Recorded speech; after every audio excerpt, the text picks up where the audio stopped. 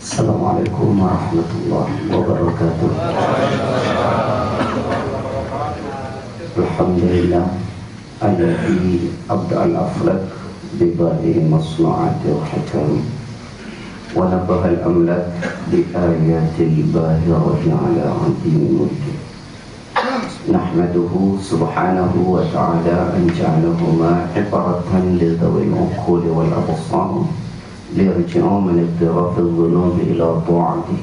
أشهد أن لا إله إلا الله وحده لا شريك له وأشهد أن محمدا عبده ورسوله لا نبي بعده وبعد. Puji syukur kepada Allah atas nikmat, izin serta karunia-Nya pada hari ini kita bisa bersama kembali. Mudah-mudahan kebersamaan ini mengikat ukhuwah Islam kita lebih kuat. Salawat dan salam senantiasa tercurah kepada Rasulullah SAW dan keluarganya, sahabat-sahabatnya dan pengikutnya sampai akhir zaman. Bapak Ibu yang dirahmati Allah, siogianya kajian kita Masjid Al-Tazkiyatun Nafs, penyucian jiwa. Karena saudara kita lupa menyiapkan slide-nya, saya sudah bawa sebetulnya, jadi itu kita teruskan bulan depan. Karena semuanya sudah saya ringkas di bentuk slide. Kalau Bapak Ibu mau membacanya secara rinci, bisa dibaca kitab yang ditulis oleh Imam Ibnu Taimiyah tentang Tazkiyatun Nafs, dan kitab itu sudah diterjemah. Yang saya buat slide-nya itu sudah bentuk ringkasan, dan juga sudah saya ringkas berbentuk soft copy. Kalau nanti ada yang menguti juga boleh, insyaallah. Pertemuan kali ini karena tidak meneruskan tentang Tazkiyatun Nafs, ada utang saya yang belum selesai, yaitu tentang pandangan hidup seorang Muslim. Waktu itu kita berbicara tentang 8 hal. Kalau tidak salah baru saya sampaikan 1, yaitu tentang dasar hidup. Ini sudah disebut tapi belum diterangkan. Yang kedua bicara soal pedoman hidup. Yang ketiga bicara soal teladan hidup. Kemudian yang keempat bicara tentang fungsi hidup. Yang kelima bicara soal tugas hidup. Yang keenam bicara soal siapa lawan hidup kita. Kemudian yang ketujuh kawan hidup. Yang kedelapan tujuan hidup. Masih ingat atau tidak, Pak? Alhamdulillah masih dikasih sifat al-insan mahallul khata'i wa nisyan. Manusia itu tempatnya salah dan lupa. Tapi kalau lupa terus itu mesti ada masalah. Ya, kalau lupa terus itu ada masalah. Apalagi kalau lupanya sama ilmu. Kata Imam Syafi'i, gimana kalau lupanya sama ilmu? Berarti banyak. Kata gurunya Imam Syafi'i, namanya Imam Waqi'. Guru Imam Syafi'i itu banyak, antara lain adalah Imam Waqi'. Jadi ceritanya itu begini. Imam Syafi'i gusar terhadap dirinya karena beliau merasa kok hafalannya banyak berguguran. Sehingga beliau datang kepada gurunya, beliau katakan begini, syaqautu atau akhbirni an su'il hifdi. Wahai guruku Imam Waqi', tolong beritahu aku kenapa kok akhir-akhir ini aku sulit menghafal. Lalu kata Imam Syafi'i, fa'arsyadani an tarkil ma'asi. Lalu guruku memberitahu aku agar aku meninggalkan maksiat. Kenapa? Gurunya berkata, inna ilmallah nur wa nurullah la yuhda lil 'asi. Ilmu Allah itu cahaya, dan cahaya Allah tidak pernah dianugerahkan kepada orang yang suka bermaksiat. Jadi antara anugerah cahaya Allah dengan maksiat itu bertolak belakang. Jadi kalau kita ingin selalu menyerap ilmu Allah, maka menjaga diri kita dari perbuatan maksiat dan dosa. Nah, untuk itu perlu istiqomah. Ya, agar istiqomah pahami tentang prinsip hidup kita nanti. Ya, karena di dalam Al-Quran Allah mengingatkan pada surah ke-41 Fusilat ayat ke-30. Alladzina qalu rabbuna Allah thumma istaqamu tatanazzalu alaihimul malaikatu alla takhafu wa la tahzanu wa abshiru bil jannati allati kuntum tu'adun. Semua orang-orang yang beriman itu, yang mengatakan Allah Rabb-nya, kemudian dia meneguhkan pendiriannya konsisten, maka Allah menurunkan malaikat, sehingga nanti orang itu tidak ada rasa takut, tidak ada rasa sedih, dan hanya berbahagia dengan surganya Allah. Nah, Bapak Ibu, dalam hal ini agar kita konsisten, mari kita pahami satu persatu. Apalagi ini berkenaan sebentar lagi apa ini? Tahun apa namanya? Masehi, ya. Yang pertama adalah, dulu sudah pernah saya jelaskan, kita punya dasar dalam hidup ini. Apa dasar hidup kita, Pak? Lupa juga. Dasar hidup kita adalah Islam. Ini pegang betul ini, prinsip ini. Dan kita tidak boleh mengatakan, ini mohon maaf, karena saya bicara dalam umat Islam, tidak boleh kita mengatakan semua agama sama dan semua agama benar. Di saat kita mengatakan semua agama sama dan semua agama benar, saat itu kita sudah musyrik. Karena seolah-olah kita mengatakan bahwa, mohon maaf, Islam itu sama dengan yang lain. Bagaimana pada kitab tafsir Ibnu Katsir, pada Asbabun Nuzul, ketika menjelaskan soal Al-Kafirun, orang-orang kafir Quraisy, ya, yang dipelopori oleh para pembesar-pembesarnya itu datang kepada Rasulullah melakukan sebuah bargaining. Begini saja Muhammad, hidup di Mekah ini sudah tidak kondusif. Maka untuk itu sekarang begini, kau sembah Tuhanku, aku sembah Tuhanmu, bergantian dalam kurun waktu yang sudah ditentukan. Maka Allah menurunkan, qul ya ayyuhal kafirun, katakan hai orang-orang kafir, la a'budu ma ta'budun, kami tidak mungkin menyembah apa yang kalian sembah, wala antum 'abiduna ma a'bud, dan kalian tidak mungkin menjadi penyembah ilah yang kami sembah. Maka jelas bedanya. Jadi tidak sama Islam dengan yang lain. Islam tidak sama dengan agama-agama yang lain yang juga diakui di Indonesia ini. Jadi tidak boleh kita mengatakan semua agama sama, semua agama benar. Jadi kalau begitu yang benar apa, Pak? Yang benar apa? Islam. Ini jelas prinsip. Quran surat Al-Imran ayat ke-19. Inna dina indallahil Islam. Semua agama yang benar di sisi Allah hanyalah Islam. Ini prinsip. Dan ini harus konsisten. Agama yang benar hanya Islam. Jadi orang yang mengatakan semua agama benar, itu adalah merupakan proses pendangkalan terhadap akidah Islam.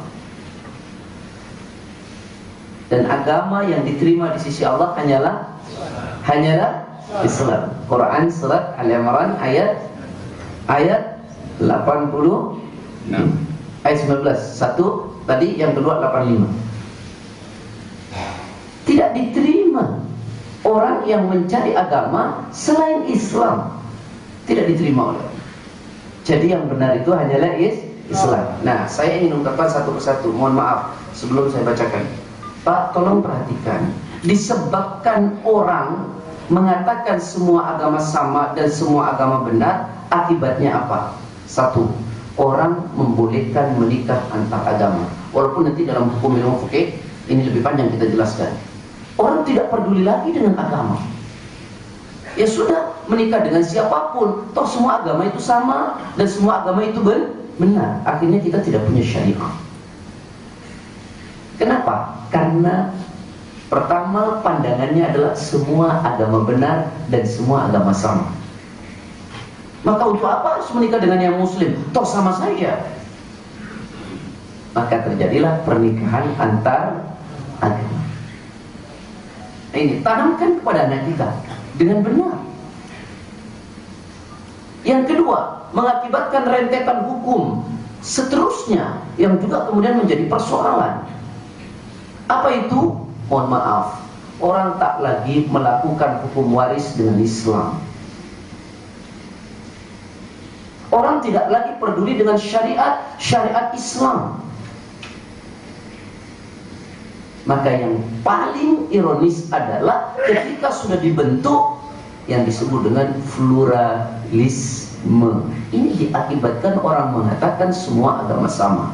Tolong, agama yang benar hanyalah Islam. Maka nanti perlu memahami lebih jauh materi yang disebut dengan ma'rifatul Islam, mengenal Islam dengan baik. Ma'rifatul Islam ini belum pernah dibahas. Baik, ini satu prinsip. Yang kedua Pak, ini juga jauh lebih penting. Ketika kita sudah mengatakan agama yang benar Islam, agama yang diterima oleh Allah hanyalah Islam, yang kedua kita pahami apa landasan hidup umat Islam. Kalau tadi kan dasar, landasan hidup umat Islam itu apa? Landasan hidup umat Islam Al-Quran, Sunnah. Tolong pahami, tidak cukup mengatakan agama yang benar Islam. Banyak orang yang mengatakan, oh agama saya Islam, yang benar cuma Islam. Tapi pertanyaannya yang kedua, apakah hidupnya berlandas Quran dan Sunnah atau tidak? Maka ini penting. Jadi setelah kita mengatakan bahwa Islam itu din saya, agama saya, maka yang kedua adalah pedoman atau landasan hidup kita. Sudahkah Quran dan Sunnah? Karena masih banyak orang yang berpedoman, mohon maaf, berpendapat, ya sudahlah, kita ini sama-sama Islam, sama-sama Islam, biasa-biasa saja. Jadi kalau kita mengungkapkan Quran dan Sunnah, dianggapnya keras. Nah ini Pak, kenapa? Karena belum sama pandangannya bahwa yang kedua adalah landasan hidup kita adalah Quran dan Sunnah. Contoh sederhana, saya kasih contoh. Natal, mohon maaf, sama-sama Islam. Ada yang mengatakan boleh atau tidak? Banyak. Kenapa? Karena tidak berlandas kepada Quran dan Sunnah. Dengan alasan apa? Itu hanyalah toleransi, ucapan. Saya mau tanya, Bapak menikah dulu sebelum menikah haram atau tidak berhubungan? Setelah menikah jadi pahala atau jadi dosa? Bayangkan orang kalau berzina, ya dia punya suami, punya istri, ya itu terkena namanya apa? Harus dirajam. Salah satu di mana darah itu halal. Dalam hadis, la yahillu damu imri'in muslimin yashhadu an la ilaha illallah wa anna Muhammad Rasulullah illa bi ihda thalath, as-sayyibu zani, an-nafsu bin nafsi, wat-tariku lidini, wal mufariq lil jamaah. Tidak halal dari orang muslim, tidak boleh dibunuh orang muslim yang sudah bersyahadat, kecuali satu di antara tiga alasan. Satu adalah karena dia berzina, sudah punya suami, punya istri. Baik, saya mau bilang yang kedua, kalau dia perawan, dia jaka, tidak ada akad, dia melakukan hubungan suami istri, disebut zina atau tidak? Konsekuensinya didera. Jangan dinikahin, didera, dicambuk, mi'at aja, 100 kali. Sekarang mau saya tanya, kalau orang sudah akad, yang tadinya harus didera, yang tadinya menjadi dosa, ketika sudah akad jadi pahala atau tidak? Jadi pahala. Gara-gara apa itu? Akad, ucapan. Saya terima nikah dan kawin. Akad, ucapan. Sekarang, Pak, ini laptop. Saya kasih Afi. Ini bahasa. Saya kasih dan saya pinjamkan. Itu bahasa atau bukan? Punya konsekuensi hukum berbeda? Iya. Bagaimana orang mengatakan cuman selamat Natal, cuman ngomong saja, tidakkah mengerti bahwa dengan kaul itu banyak hal? Jelas ya? Jadi boleh atau tidak umat Islam mengatakan Natal? Cakep benar sudah, luar biasa. Nah, penjelasannya adalah satu, Pak. Afwan, menurut seorang pastor dari Italia namanya Franz Bruno, asalnya Meksiko, dia mengatakan Natal itu bukan hari raya, tapi hari memperingati kelahiran anak Tuhan. Bagaimana dengan surat Al-Ikhlas? Qul huwallahu Allahus lam yalid wa lam yulad. Bertentangan atau tidak? Ya sudah, jelas ya. Kenapa? Karena tidak mau berpedoman kepada Quran dan Sunnah. Berpedoman dengan apa? Akal, perasaan. Kebenaran tidak bisa diukur dengan akal, dengan rasa, dan dengan karena kebanyakan orang melakukan. Karena kebenaran itu harus ditimbang dan diukur dengan Quran dan Sunnah. Quran mengatakan surat 33 ayat 36, "Ma kana lil mu'minin wala mu'minatin idza qadallahu wa rasuluhu amran ay yakuna lahumul khiyara min amrihim." Wa may yasilu rasuluhu faqad dhalla dhalalan mubina. Nih, Pak. Tidaklah pantas bagi laki-laki yang beriman dan wanita yang beriman jika Allah dan Rasulnya, Al-Quran dan Sunnah telah menetapkan hukum pada setiap urusan mereka, ayyakuna lahumul khiyara min amrihim, maka akan ada pilihan hukum yang lain baginya. Tidak ada. Jadi ketika kita sudah mengatakan saya Muslim, landasannya Quran dan Sunnah, kalau sudah ditetapkan oleh Quran dan Sunnah, maka tidak ada choice, tidak ada pilihan hukum yang lain baginya. Tolong ingat, Pak, halo, jangan tuh.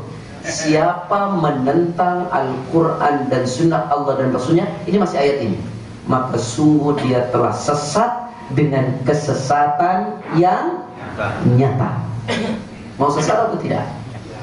Mau sesat atau tidak? Kalau gitu landasan hukum kita, pedoman hidup kita, Quran dan Sunnah. Tapi tolong catat, perhatikan baik-baik. Berpedoman kepada Quran dan Sunnah bukan hanya pada konteks ritual, bukan hanya saat Anda sholat, bukan saat hanya di masjid, tapi bagaimana berpedoman kepada Quran dan Sunnah dalam setiap aktivitas hidup kita, baik konteksnya ekonomi, konteksnya hukum, apapun itu, dalam setiap urusan kita, sampai dalam cara berpakaian, bahkan mau tidur. Kita ini kan sekuler, pakai Quran Sunnahnya hanya sholat dan di masjid. Tapi sudah keluar dari sholat, keluar dari masjid, berekonomi, berbudaya, berhukum, tak lagi pakai Quran dan Sunnah. Lalu dengan bangga mengatakan urusan agama, urusan ritual. Jadi urusan ekonomi, budaya, hukum tidak pakai Quran dan Sunnah, sekuler, mendekotomi antara ritual dengan sosial. Padahal semuanya itu diatur dalam Islam, diatur dalam Islam. Tidak ada yang tidak diatur dalam Islam. Coba apa yang tidak diatur dalam Islam? Mau tidur saja diatur. Mau masuk WC diatur atau tidak? Makan diatur. Ini sholat pakai Islam, puasa pakai Islam, makan pakai tangan kiri, berdiri. Hal-hal seperti ini ya. Nah, jadi pedoman hidup kita Quran dan Sunnah itu mengatur setiap elemen hidup apapun itu. Tidak boleh lepas dari Al-Quran dan Sunnah. Karena itu panduan. Saya kemarin mengatakan di tempat ini, Quran dan Sunnah itu meteran bukan? Meteran atau bukan? Timbangan ya? Betul nggak? Timbangan, Pak. Timbangan Quran dan Sunnah itu timbangan. Kalau dia timbangan atau meteran, mohon maaf, kalau ada benda mau diukur, mau ditimbang, bendanya ikut meteran atau meterannya ikut benda? Bendanya ikut. Saya mau ukur dengan ukuran segini, Oh, kalau bendanya kepanjangan saya potong atau tidak? Iya, kalau kurang panjang tambahin panjangannya. Jangan meterannya ikut Quran. Sekarang ini Quran ditempel-tempelin untuk membenarkan pendapat dan kemauannya. Ini metode yang salah. Qurannya apa ya? Kalau kata orang Jawa itu ya dipas-pasin begitu dengan kehendaknya. Tidak boleh. Quran adalah ukurannya, Quran adalah meterannya. Maka semuanya ikut Quran, ikut meterannya. Jangan meterannya disesuaikan dengan keadaan. Ini metode yang keliru. Nah, sekarang ini yang terjadi seperti itu, Pak. Coba lihat motivator. Oh, motivatornya dari barat, ditempelin ayat-ayat. Ya Allah, metode yang keliru. Mestinya dari Quran melahirkan teori-teori, bukan teori ditempelkan Quran. Itu metode yang salah. Jelas enggak? Jelas enggak, Pak? Alhamdulillah. Jadi pedoman hidup kita apa nih? Pedoman hidup kita apa nih? Quran. Kerjanya sudah pakai Quran enggak, Pak? Insyaallah. Pak, ada Quran Ustaz di meja Ustaz. Ayo pakai Quran. Bagaimana Quran mengatur? Harus jujur, harus tidak boleh curi waktu, kan gitu ya Pak ya? Tidak boleh bohong dan seterusnya. Ini Quran mengajarkan.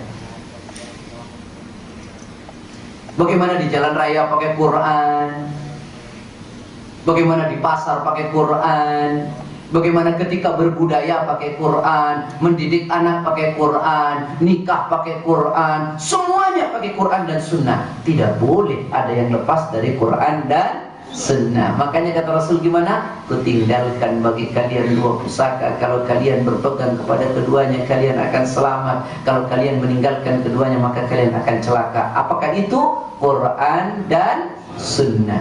Dan ingat Pak, rusaknya orang-orang dulu itu, orang-orang dulu itu karena mengingkari perintah Rasul, Al-Quran dan Sunnah, termasuk ngeyel. Di dalam sebuah hadis diterangkan begini, wa ma nahaitukum anhu fajtanibu. Umat Islam, apapun yang kularang buat kalian, mestinya kalian jauhi. Mestinya apa? Jauhi. Wa ma amartukum bihi fa'tu minhu mastata'tum. Apa yang kuperintahkan buat kalian, lakukan sekemampuan kalian. Fa in ahlakal ladina min qablikum kathratu masailihim. Rusaknya orang-orang dahulu itu karena ngeyel terhadap Quran dan Sunnah. Karena apa, Pak? Karena apa? Ngeyel. Jadi kalau dibacakan orang sekarang ini, bacakan Quran dan Sunnah, jawabannya itu yang pernah saya ceritakan di sini, selalu bilangnya begini. Tapi kan Pak Ustaz, makanya saya bilang kemarin ada madhab baru, namanya madhab apa Pak? Madhab takikan. Betul enggak?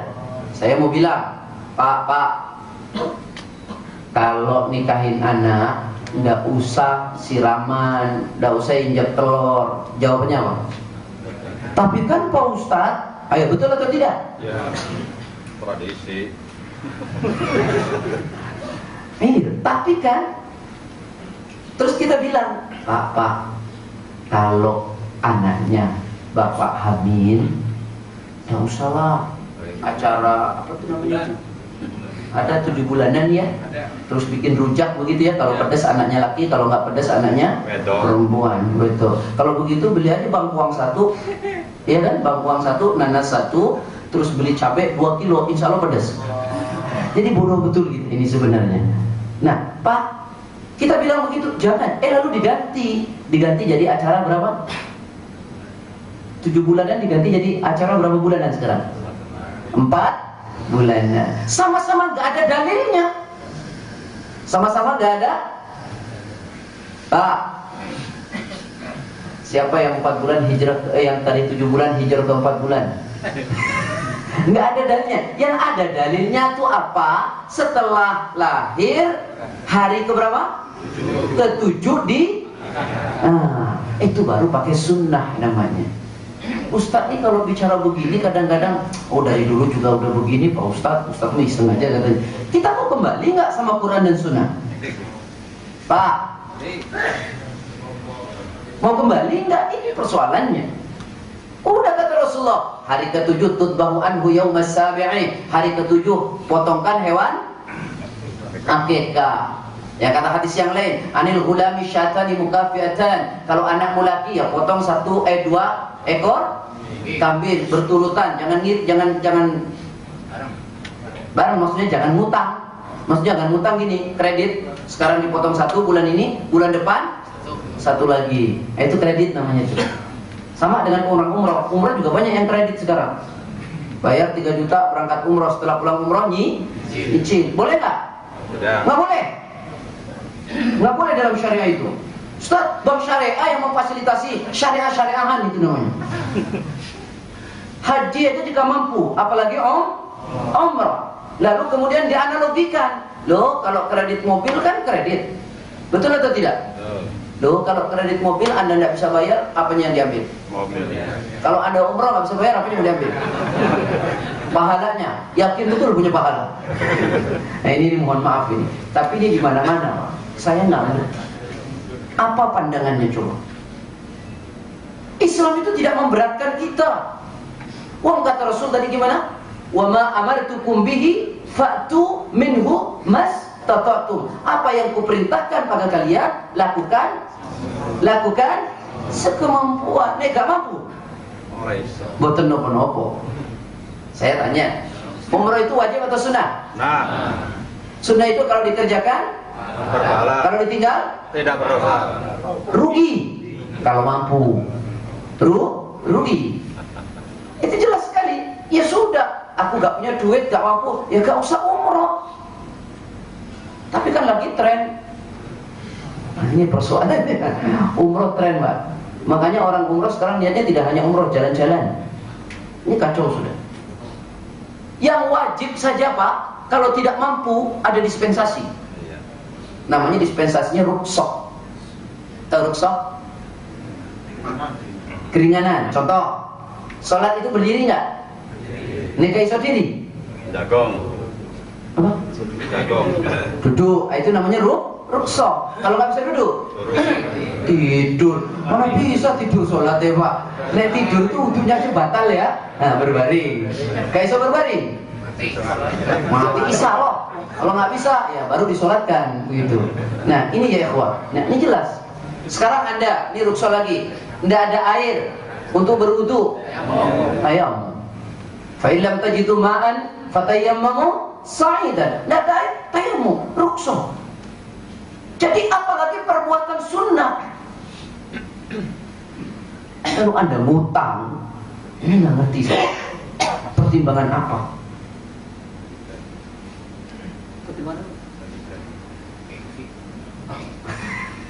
Ini rusak Pak agama. Karena apa? Tidak mau kembali kepada Quran dan Sunnah. Yuk kembali kepada Quran dan Sunnah. Jadi nanti akad nikahin anak kita pakai Quran dan Sunnah ya Pak ya. Ya Pak ya. Iya. Jangan Qurannya dijadikan mahar. Cara menikahkannya pakai Quran dan Sunnah. Jangan nikahnya maharnya Quran, tapi menikahkannya pakai Quran dan Sunnah gitu. Dulu ada yang nikah dulu maharnya Quran. Maunya coba. Coba contohnya. Ya. Tapi nanti untuk yang kedua nggak usah. Jangan Quran dan Sunnah. Maharnya yang berharga, emas, perak, gitu ya Pak ya. Iya. Jangan Quran dan Sunnah. Ikhwatal Islam yang dimuliakan Allah. Satu. Ini memang jelasannya dasar-dasar saja. Namanya juga prinsip hidup saja. Yang pertama dasar hidup kita Quran dan Islam. Pedoman hidup kita Quran dan Sunnah. Nah nanti pendalamannya berusaha mari Pak kita tidak menyelisih Quran dan Sunnah. Untuk tahu dalam setiap elemen Quran dan Sunnah bagaimana ya perlu ngaji. Sekarang yang ketiga, siapa teladan hidup kita? Siapa teladan hidup kita? Jadi saya mau tanya, yang harus kita tiru siapa dalam hidup ini? Rasulullah. Mau meniru ibadah tiru siapa? Rasulullah. Mau meniru cara berekonominya? Rasulullah. Cara berpakaiannya? Rasulullah. Cara tidurnya? Rasulullah. Semua. Apakah kira-kira kita sudah meniru Rasulullah? Insyaallah. Wah gaya 50% sama tadi itu yang bilang tuh. Mana coba? Coba contohkan Pak. Coba. Enggak apa-apa Pak. Mana tadi? Berani bertanggung jawab Pak. Rasulullah berjenggot atau tidak? Siapa tadi yang bicara? Jenggot nggak? Ini sunnah ya itu. Rasulullah. Jadi yang mau kita tiru siapa hidup ini? Rasulullah. Cara berpakaiannya, cara hidupnya, akhlaknya, ekonominya, bagaimana berbudaya, bagaimana beragama, tiru Rasulullah. Jadi kalau kita cinta Rasulullah, ya begitu. Jangan kita mengatakan cinta kepada Rasulullah tapi berhenti di seremonial. Cuma ngaku-ngaku cinta Rasul, kemana-mana ngaku cinta Rasul. Bukan itu. Buktikan bagaimana kecintaan kepada Rasulullah. Bagaimana membuktikannya? Para ulama itu mengatakan begini, tasdiqu fima akhbar. Ayo dong benerin semua yang datang dari Nabi. Jadi semua yang datang dari Nabi itu benar atau tidak? Yakin atau tidak? Yakin? Kenapa? Karena tingkah laku perbuatannya. Wa ma yantiqu 'anil hawa in huwa illa wahyu yuha. Tak ada yang diucapkan Nabi kecuali wahyu dari Pak Abu Bakar. Diceritakan oleh sahabat tentang Isra Mi'raj Nabi Muhammad SAW. Apa jawabannya Abu Bakar? Seandainya Muhammad bercerita lebih dari itu, saya percaya. Seandainya Muhammad bercerita lebih dari itu, saya percaya. Kenapa? Keyakinan, keimanan.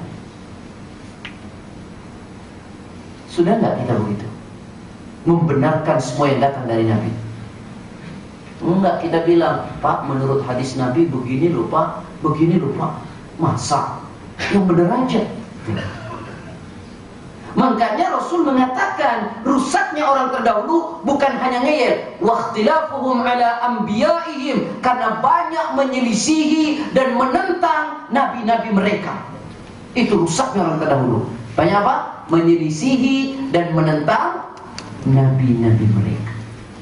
Nah kita kalau nggak mau rusak ya jangan nentang nabi. Ayo hidup dengan sunnah. Bagaimana sunnah mengajarkan? Kalau itu perlu belajar hadis tuh. Perlu atau tidak Pak? Wajib umat Islam mengerti hadis. Perlu. Maka duduklah di majelis-majelis sunnah. Cukup nggak membenarkan? Nggak cukup. Yang kedua, mentaatinya. Sudah dibenarkan hadis itu, sudah dibenarkan apa yang datang dari Nabi, ditaati. Nah sekarang ini kan orang, saya tahu kok itu hadis, tapi nggak mentaati. Tidak cukup ya ikhwah, hanya membenarkan, taati. Bagaimana mentaati hadis itu? Mentaati Rasulullah, itu baru kita berloyalitas. Atau meneladani Rasulullah Sallallahu Alaihi Wasallam. Yang keempat, yang ketiga apa? Menjauhi semua yang dilarang oleh Nabi. Jadi tidak cukup membenarkan, mentaati. Yang ketiga adalah menjauhi semua yang dilarang oleh Nabi. Ini yang keempat, ini penting. Tolong perhatikan. Mana Allah illa bima syara'. Tidak menyembah Allah kecuali yang disyariatkan oleh Nabi. Tidaklah beribadah kecuali yang disyariatkan oleh Nabi. Jadi jangan ngarang sendiri. Tidaklah beribadah kecuali yang disyariatkan saja oleh Nabi. Jadi ayo jangan ngarang. Kalau dalam bahasa hadis itu begini Pak. Hadisnya dari Aisyah ya. Apa katanya? Ayo saya bilang apa? Man ahdatha fi amrina hadza laisa alaihi amruna fahuwa raddun. Siapa orang mengada-ngada dalam urusan agama yang itu tidak datang dari agama, maka itu ditolak. Artinya ruang kreasi dan inovasi ditutup rapat-rapat. Ya udah deh contoh Nabi aja. Yang dikerjain Nabi aja belum dikerjain, kita sudah buat sendiri. Betul apa enggak? Betul. Iya. Yang dicontohkan Nabi aja belum dikerjain semua. Kita sudah buat sendiri yang lain. Ini bagaimana? Kok kita kreatif dan inovatif? Contoh. Tayyib. Yang keberapa sekarang? Yang ketiga. 1. Dasar hidup. 2. Pedoman. Yang ketiga, sekarang yang keempat. Apa yang keempat? Ini dasar semua memang ya Pak. Namanya juga prinsip dasar. Yang keempat adalah tugas hidup. Apa tugas hidup kita? Wa ma khalaqtul jinna wal insa illa liya'budun. Tidak aku ciptakan jin dan manusia kecuali untuk beribadah kepada Allah. Beribadah kepada Allah itu tugas kita. Kita ini dalam hidup ini ada tugasnya, yaitu beribadah. Maka janganlah menjadi orang-orang yang lalai dari ibadah dan mengingat Allah. Wadhkur rabbaka fi nafsika tadarruan wa khaifatan wa dunal jahri minal qaul bil ghudwi wal asali wa la takun minal ghafilin. Quran surat 7 ayat 205. Sebutlah nama Rabbmu, ingatlah nama Rabbmu dalam hatimu dengan rasa rendah dan rasa takut, dan tidak mengeraskan suara baik pagi dan petang, dan janganlah kamu termasuk orang-orang yang lalai dari mengingat Allah. Jangan. Kita punya tugas dalam hidup ini, beribadah kepada Allah, sholat. Nah itu tugas kita. Kayak orang-orang yang lalai sama sholat itu orang-orang yang tidak mengerti tugas hidupnya. Padahal sholat kalau dikerjain berapa menit tuh? 5 menit lah paling. 5 menit. Berapa waktu Allah punya? Minta. Cuman 25 menit. Waktunya ada 24. Masih ada 23 jam 35 menit. Kita lalai. Makanya Allah mengatakan fawailun, celaka bagi orang yang salat. Yang salatnya apa? Lalai. Apa yang disebut lalai di situ? Enggak. Menurut Imam Ibnu Katsir, lalai yang disebut sahun itu maknanya 3. Yang pertama adalah lalai dari tujuannya. Apa maksudnya? Yang disebut sahun itu menurut Imam Ibnu Katsir dalam tafsir Ibnu Katsir, beliau menafsirkan yang disebut sahun yang pertama adalah lalai dari tujuan sholat itu sendiri. Kan mestinya sholat ini tujuannya karena Allah. Ketika dia sholatnya riya, maka disebut sahun, celaka. Orang sholat itu karena Allah, itu tujuannya. Banyak orang lalai dari tujuan salat, betul atau tidak? Banyak kita lalai dari tujuan sholat. Kadang-kadang sholat kita hanya sekedar kewajiban, Pak. Tidak karena Allah. Apalagi kalau sudah sholat riya. Makanya Syekh Abdullah bin Baz mengatakan bahwa orang yang melakukan riya itu sebenarnya itu adalah perbuatan syirik. Kenapa? Dia lakukan karena Allah, tapi dia lakukan karena manusia. Maka dia sudah menyekutukan Allah. Yang kedua, apa yang disebut sabun? Yang pertama lalai dalam tujuan, yang kedua yang disebut sabun itu adalah lalai dalam syarat dan rukun sholat itu. Itu yang disebut oleh Imam Ibnu Katsir. Lalai dalam syarat dan rukun. Coba lihat sekarang orang sholat. Belum di sholatnya Pak, belum di rukun sholatnya, di syarat sholatnya saja sudah lalai. Bagaimana syarat sholat? Wudunya tidak benar. Ini rukunnya, syaratnya saja sudah tidak benar. Baru syaratnya, ya. Orang syaratnya saja sudah tidak benar. Wudunya buru-buru. Padahal kata Rasulullah, asbigul wudu, sempurnakan wudu itu. Ini wudunya tidak sempurna, wudunya asal, bahkan mungkin wudunya tidak sesuai dengan sunnah. Nah ini yang disebut, yang pertama adalah, yang kedua adalah lalai dalam syarat. Itu salah satu contoh. Belum lagi lalai dalam rukun. Coba lalai dalam rukun bagaimana? Tidak tumaknina. Saya sering cerita, mohon maaf, sholatnya kayak ada pernya semua. Allahu Akbar, alhamdulillahi rabbil alamin. Ketika dia ruku, Allahu Akbar, sami Allah. Itu lalai namanya. Di sininya ada pernya nih Pak. Semuanya ada pernya. Sujud juga begitu. Bahkan sholat itu kadang-kadang cepat sekali. Bacanya tidak tertil. Padahal kata Quran gimana? Rattilil Quran tertila. Baca Quran itu dengan tertil. Jangan kalau sholat berjemaah Anda panjang tertil, tapi giliran sholat sendiri Anda tidak tertil.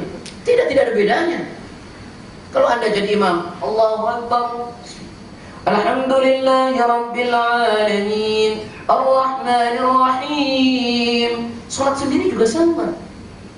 Walaupun sir, Allah Akbar, bismillahirrahmanirrahim. Jangan ya kawan. Lalai dalam apa namanya? Rukun. Karena rukun itu sendiri bukan hanya fi'liyah, gerakan. Ada rukun qauliyah, rukun bacaan. Di mana bacaan juga harus di. Ya, saya kira begitu. Bapak Ibu yang dirahmati Allah. Sudah sampai ke berapa sekarang?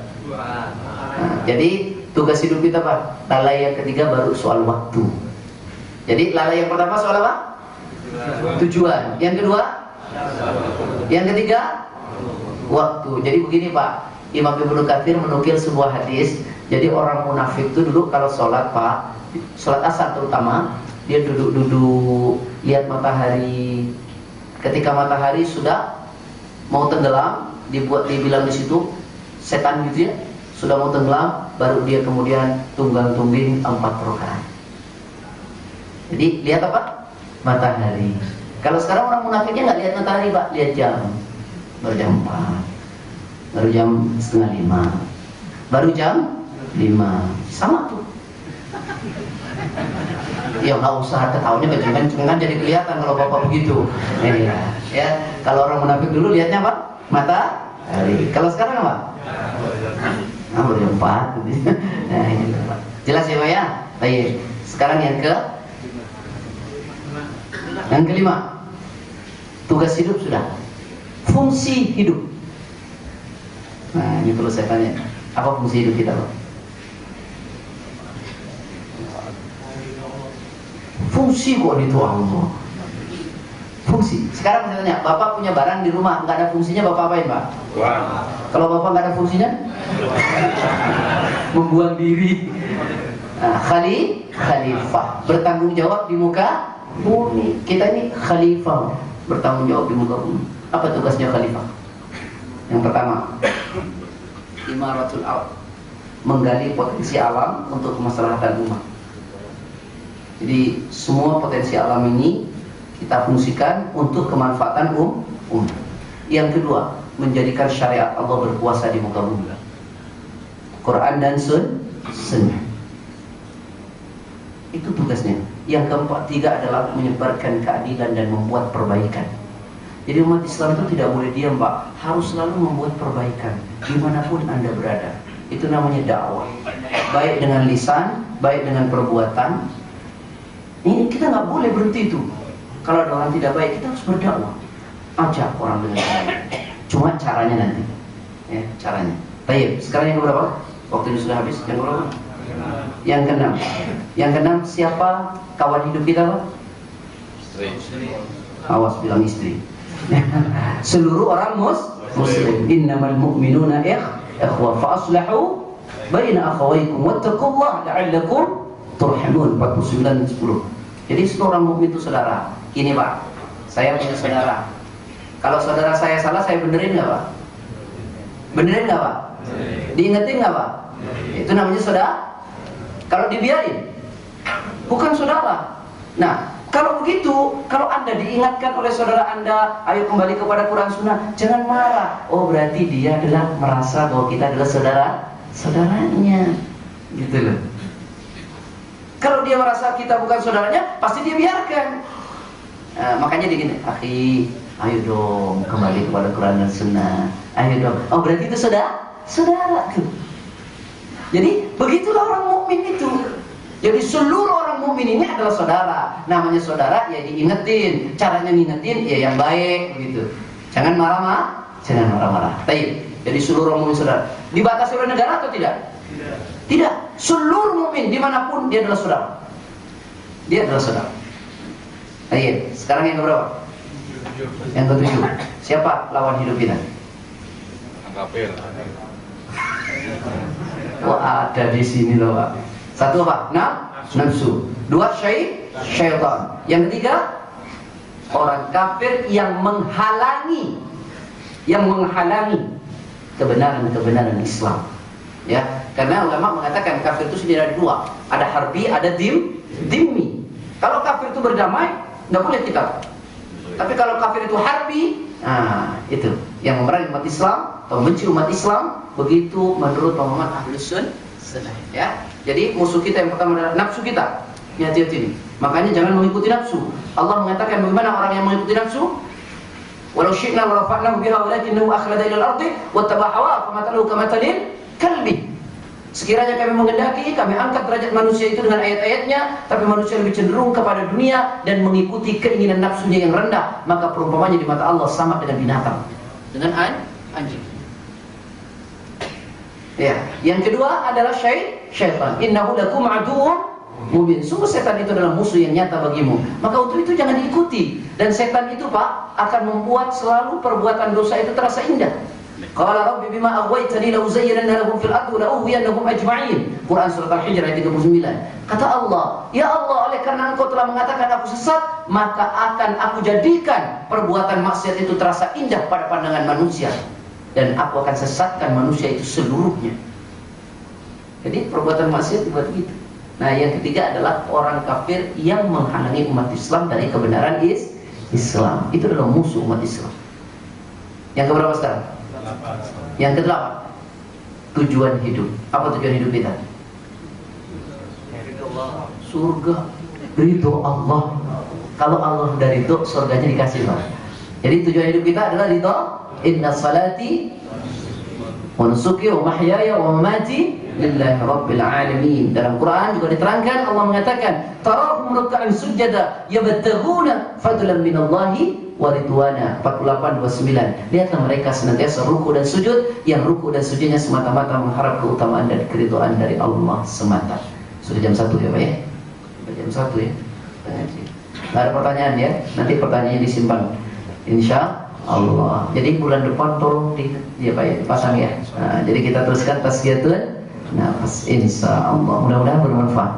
Yang benar dari Allah, yang salah dari saya. Tahun baru bukan tahun baru umat Islam, dan umat Islam juga tidak memperingati hal-hal seperti itu. Mari kuat dengan prinsip-prinsip yang tadi sudah saya sampaikan.